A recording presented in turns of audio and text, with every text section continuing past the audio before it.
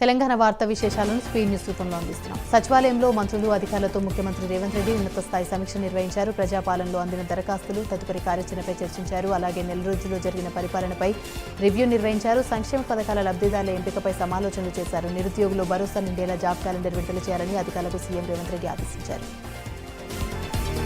మత విద్వేషాలు లేని భారత్ నిర్మించామని కేంద్ర మంత్రి కిషన్ రెడ్డి తెలిపారు. ప్రజలు స్థిరమైన ప్రభుత్వం కోరుకుంటున్నారని అన్నారు. ఉగ్రవాదంపై ఉక్కుపాదం మోపామని తెలిపారు. ప్రధాని మోదీని మరో ప్రధాని చేయడానికి ప్రజలు ఎదురుచూస్తున్నారని ధీమాను వ్యక్తం చేశారు. దేశం అభివృద్ధి చెందాలంటే అది బీజేపీతో సాధ్యమని కిషన్ రెడ్డి తెలిపారు. హైదరాబాద్లోని ఉప్పల్లో ఘోరం జరిగింది. 16 ఏళ్ల బాలికపై 60 ఏళ్ల వృద్ధుడు అత్యాచారానికి పాల్పడ్డాడు. ఈ ఘటన ఆలస్యంగా వెలుగులోకి వచ్చింది. ఉప్పల్కి చెందిన బాలిక స్థానికంగా ఓ పాఠశాలలో 7వ తరగతి చదువుతుంది. పాతబస్తీకి చెందిన షేక్ సాదక్ ఉప్పల్ బస్టాండ్ ప్రాంతంలోని ఓ కట్టెల మిషన్లో పనిచేస్తున్నాడు. ఈ నెల 3న ఉప్పల్ బస్టాండ్లోని బస్సు ఎక్కేందుకు బాలిక ఎదురుచూస్తుంది. తెలిసిన వ్యక్తిలాగే సాదక్ వెళ్లి ఆ అమ్మాయిని తెలిసిన పేరుతో పిలిచాడు. మీ అమ్మా నాన్నలు తనకు తెలుసంటూ బాలికను నమ్మించాడు. ఇంటికి వెళ్తామంటూ బస్ స్టాప్ నుంచి బయటకు తీసుకెళ్లాడు. అక్కడి నుంచి కొద్ది దూరంలో నిర్మానుష్య ప్రాంతానికి తీసుకెళ్లి బాలికపై అత్యాచారం చేశాడు. అనంతరం ఆ బాలికను అక్కడే వదిలేసి పారిపోయాడు. బాలిక ఇంటికి ఆలస్యంగా రావడంతో పాటు ఇంట్లో కూడా ముభావంగా ఉండడంతో కుటుంబ సభ్యులకు అనుమానం వచ్చింది. బాలికను గట్టిగా నిలదీయడంతో జరిగిన విషయం తల్లికి చెప్పింది. అదే రోజు తల్లిదండ్రులు పోలీసులకు ఫిర్యాదు చేశారు. సీసీ కెమెరాల ఆధారంగా అత్యాచారానికి పాల్పడిన వృద్ధుల్ని గుర్తించి అరెస్ట్ చేశారు.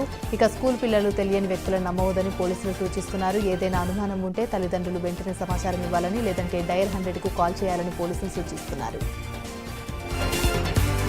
తెలంగాణలో లోక్సభ నియోజకవర్గాలకు బీజేపీ ఇన్ఛార్జీలను నియమించింది. 17 పార్లమెంటు స్థానాలకి ఇన్ఛార్జీలను నియమిస్తూ కిషన్ రెడ్డి ఉత్తర్వులు జారీ చేశారు. ఆదిలాబాద్ ఇన్ఛార్జిగా ఎమ్మెల్యే పాయల్ శంకర్, పెద్దపల్లికి ఎమ్మెల్యే రామారావు, పవర్ పటేల్, కరీంనగర్కు ఎమ్మెల్యే దన్సాల్ సూర్యనారాయణ గుప్తా, నిజామాబాద్కి ఎమ్మెల్యే ఏలేటి మహేశ్వర్ రెడ్డి, జహీరాబాద్కి ఎమ్మెల్యే వెంకటరమణారెడ్డి నియమించారు. మెదక్కు ఎమ్మెల్యే పాల్వాయి హరీష్ బాబుని నియమించారు.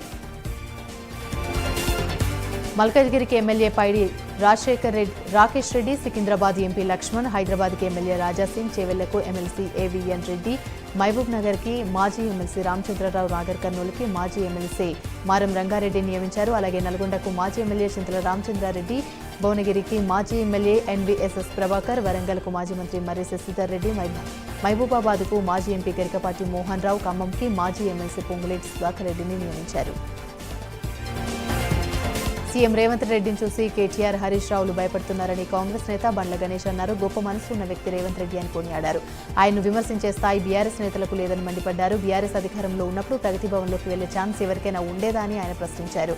కాంగ్రెస్ ప్రభుత్వం రావడం వల్ల సమస్య ఉన్న ప్రతి ఒక్కరూ సీఎంని కలిసే అవకాశం వచ్చిందన్నారు. కాంగ్రెస్ పార్టీ ఇచ్చిన 6 హామీలను అమలు చేసి చూపిస్తామన్నారు.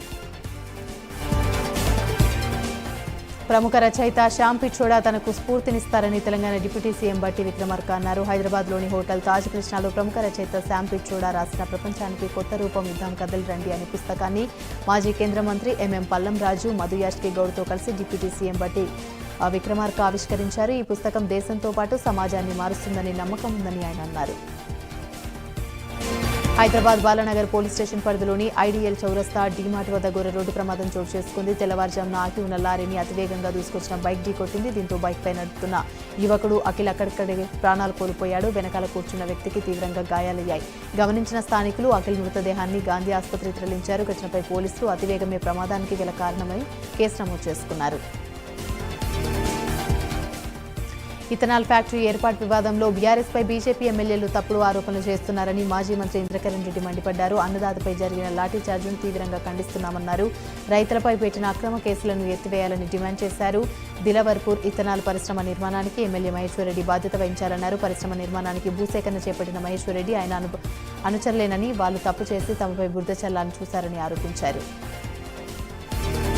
హైదరాబాద్ శివార్లోని గట్కేసర్ వద్ద రైల్వే పట్టాలపై ఎలిమినేటి సాయినాథ్ రెడ్డి అనే యువకుడు ఆత్మహత్యకు పాల్పడ్డాడు. నల్గొండ జిల్లాకు చెందిన ఎలిమినేటి సురేష్ రెడ్డి కుమారుడిగా గుర్తించారు. సాయినాథ్ రెడ్డి రాంపల్లి ఆర్ఎల్ నగర్లో నివాసం ఉంటున్నాడు. సమాచారం అందుకున్న పోలీసులు మృతదేహాన్ని పోస్టుమార్టం నిమిత్తం గాంధీ ఆసుపత్రికి తరలించారు. ఘటనకు గల కారణాలు తెలియాల్సి ఉంది. ఆదిలాబాద్ జిల్లా చిన్నమన్నూరు గ్రామ శివార్లోని చిరుత సంచారం కలకలం రేపింది. వారం రోజులుగా ఇదే ప్రాంతంలో తిరుగుతున్న చిరుత వరుసగా ఆవులపై దాడి చేస్తుంది. దీంతో చుట్టుపక్కల గ్రామ ప్రజలు బయటకు వెళ్లాలంటే జంకుతున్నారు. అర్ధరాత్రి పెందూరు మారుతి తన చైన్లో కట్టేసిన ఆవుపై చిరుత దాడి చేసి హతమార్చింది. దీంతో గ్రామస్తులు అటవీశాఖ అధికారులకు సమాచారం అందించారు. ప్రజలెవరూ బయటకు రాకూడదని అటవీశాఖ అధికారులు హెచ్చరించారు. ఛత్తీస్గఢ్లోని కాంకేర్ జిల్లాలో దారుణం చోటు చేసుకుంది. పంకజూర్ పంచాయతీ మాజీ అధ్యక్షుడు, బీజేపీ జిల్లా ఉపాధ్యక్షుడు అసీం రాయ్ని మావోయిస్టులు కాల్చి చంపారు. దీంతో ఆయన కుటుంబంలో విషాద ఛాయలు అలుముకున్నాయి. ఘటనపై పోలీసులు కేసు నమోదు చేసుకుని దర్యాప్తు చేపట్టారు. మంత్రి కోమటిరెడ్డి వెంకటరెడ్డిని తెలంగాణ సీఎం రేవంత్ రెడ్డి పరామర్శించారు. ఇటీవలే శస్త్రచికిత్స చేయించుకున్న మంత్రి కోమటిరెడ్డి వెంకటరెడ్డి యశోద ఆసుపత్రిలో చికిత్స పొందుతున్నారు. మంత్రి కోమటిరెడ్డిని కలిసిన సీఎం రేవంత్ రెడ్డి ఆయన ఆరోగ్యం పరిస్థితిపై ఆరా తీశారు. గోదావరి నుంచి ఇసుకను తరలించే లారీలను నియంత్రించాలని అధికారులకు మంత్రి సీతక్క ఆదేశించారు. అధిక లోడుతో వచ్చే లారీలపై రోడ్లపై గుంతలు ఏర్పడే ప్రమాదం జరుగుతున్నాయన్నారు. మేడారం జాతర దృష్ట్యా ఇసుక లారీల వలన ప్రమాదాలు జరిగే అవకాశం ఉందని ఆమె తెలిపారు. భక్తులకు ఎలాంటి ఇబ్బందులు లేకుండా చూడాల్సిన బాధ్యత మనందరిపైన ఉందన్నారు. ఓనర్ లోడ్తో వచ్చే లారీలను అనుమతించకుండా అధికారులు చర్యలు తీసుకోవాలని ఆదేశించారు. మేడారం జాతర పనుల విషయంలో అలసత్వం వహిస్తే సహించేది లేదన్నారు. అధికారులైతే ఇంటికి, కాంట్రాక్టర్లు అయితే బ్లాక్ లిస్టులోకి వెళ్తారని మంత్రి సీతక్క హెచ్చరించారు.